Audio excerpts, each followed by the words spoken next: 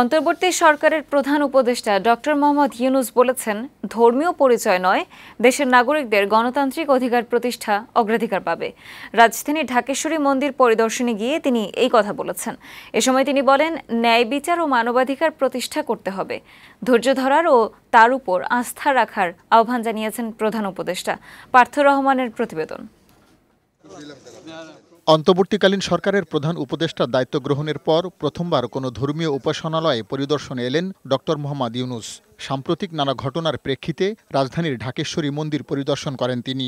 এ সময় তিনি হিন্দু সম্প্রদায়ের নেতাদের সাথে কুশল বিনিময় করেন। পরে প্রধান উপদেষ্টা মতবিনিময় সভায় তাদের উদ্দেশ্যে বক্তব্য রাখেন। এ সময় তিনি বলেন, বিভেদহীন বাংলাদেশ গড়ে তুলতে হবে। জাতি, ধর্ম কিংবা অন্য কোনো বৈষম্য হবে না বাংলাদেশে। হিন্দু মুসলিম নয়, মানুষ হিসেবেই পরিচিতি পাবে সবাই।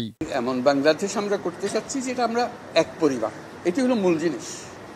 এখানে পরিবারের মধ্যে কোনো পার্থক্য করা, বিভেদ করা, এটার কোনো প্রশ্ন আসে না। আমরা বাংলাদেশের মানুষ, বাংলাদেশ, এটি আমরা নিশ্চিত করতে চাই। এটা নিয়ে আর কোনো বাদ বিবাদ ইত্যাদি যেন না।